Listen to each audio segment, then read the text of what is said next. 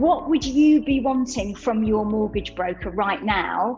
And how would you be working with your mortgage broker to basically, get the most out of the current situation, both in terms of thinking about forward pipeline, but also looking at what you've got on the docket at the moment? What would you be doing right now?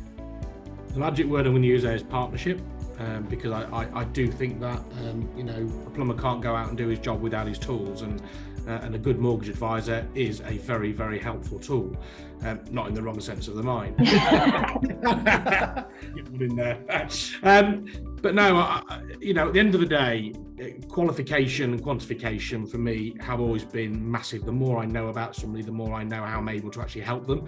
And very often it's the details that they don't understand I need in order to do it. And we can all do that with open questioning, but sometimes to have that support from a good mortgage advisor does follow that through nicely. And let's be honest, it's never what you buy and sell for, it's the difference between. And that's the education piece very often. And vendors do get tied up on their price, and buyers do get tied up on the price. But if Mr. Vendor's selling, and he can afford to upmarket by 50, 70 or 100,000, it doesn't matter what level he sells at, so long as he can achieve what he needs to do at that next level. And actually, perversely, as prices come down a little bit, that does help them from a stamp duty point of view. Yes. It does mean that the loan to value is lower because they're putting down more equity.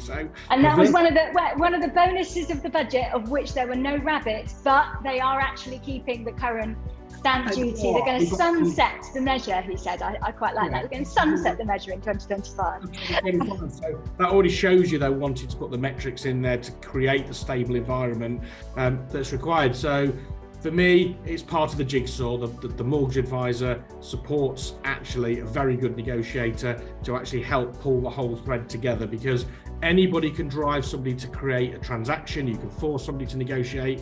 Then they have the cold light of day where they start to realise it and do their own thing. It's the mortgage advisor that shows the true cost. It's the mortgage advisor that assesses it. We know from the previous crash, 2008, 2009, where the banking sector changed itself. The liquidity is there at the moment. There's not a shortage of finance. So however marketplace we go into, the money is there.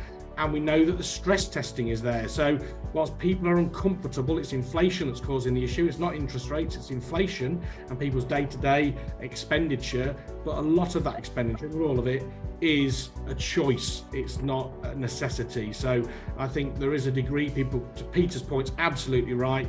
Is it worth the extra 200 or 300 quid for the bedroom? Very often you've already got that 200 or 300 pound. It's how you're reassessing yourself. And that is where your mortgage advisor is worth his weight in gold. Amazing. And then kind of coming at it from the other side now, what advice are you giving mortgage brokers at the moment in terms of how to support estate agents? Well, you've stolen my answer with that question, obviously. Sorry. The first one, Lou, is obviously tracker mortgages. For those not privy, are in the sort of early to mid threes at the moment. We've got a great product with Barclays at the moment in mid threes roughly. If you look at that versus the other fixed rates, it looks pretty damn good to me. So if you're the thinking advisor and the thinking customer, 3.5% looks pretty good if you don't think rates are going to run away, and of course potentially come down on the other side when they level off and come down again. I think the big thing I point to is a couple of points I want to make. Firstly, in brief, making advisors aware that it's not how cheap you can get it now, it's how much you can borrow. So can you or can't you? So a lot of people obsess around, I want to get 499 fixed now, or whatever the rates might be for tomorrow. Actually, it could be 529, but you might borrow another 55 grand, and that gets you the 3-bed, not the 2-bed. That's the sort of thing. So understand also where a self-employed person can now get a mortgage. Can they actually move where they're being told by the press they can't? The thinking advisor and the knowledgeable advisor will explore the breadth of mortgages available to make that possible. So I think that's a real change in terms of market at the moment.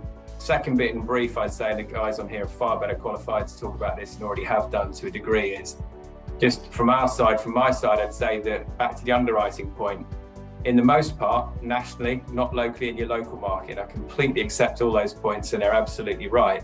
From a national and very general perspective, people now can borrow less than they could have done before. In which case there needs to be a price adjustment, and that's the deal-making point that we're hearing on this call just now.